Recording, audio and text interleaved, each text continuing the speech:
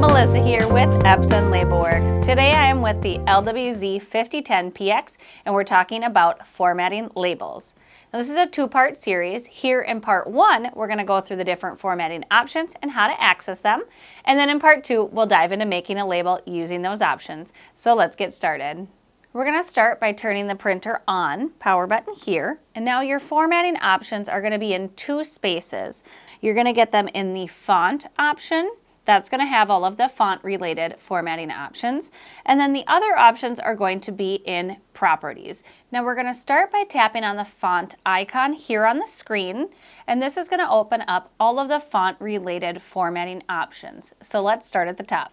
First is font size. Now here you can choose auto sizing, which will just automatically make the text as big as it can given the label parameters. Or you can also choose to select the font by point size. To do that, simply tap the choose by point size and it'll bring you up the options along the bottom of the screen. Next in the font formatting menu is style. This is going to allow you to apply outline, shadow and outline, a few different options for your text. Next option is border and line. Now this is going to allow you to put a strike through, underline your text, or put a border around a specific element or text on your label.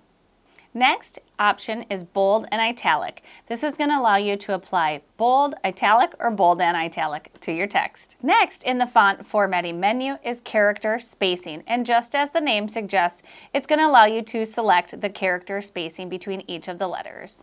Now the last option here in the font formatting menu is character width. Now this allows you to control the character width. It also gives you some options for controlling the vertical position of your text. The next set of formatting options can be found in the properties. So tap the properties icon. First is layout. This allows you to center, left, right, justify your text. Next is frame and table. Now this printer has 78 frames built in and 10 tables.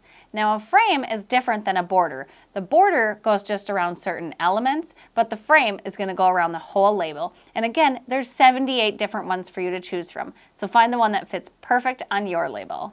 Now the table option is going to allow you to break out different elements into a table on your label. Next is label length. Now the LW-Z5010PX is going to default to being an auto length, which means it's just going to make the label as long or as short as whatever you type in. But if you want to set it to a preset length, you can do that here. Simply tap manual and set it to whatever length you want it to be. Moving along those formatting options, we come to margins. Now this printer is going to give you 4 options: minimum, short, middle, and long. Pick whichever one is best for your label. The next option we're going to have is orientation. So this allows you to control if you want a horizontal or a vertical label orientation. Next option here in the properties menu is rotation. So this allows you to take an element on your label and rotate it. Now the last option here in the properties menu is line swap, and this feature came directly from customer feedback.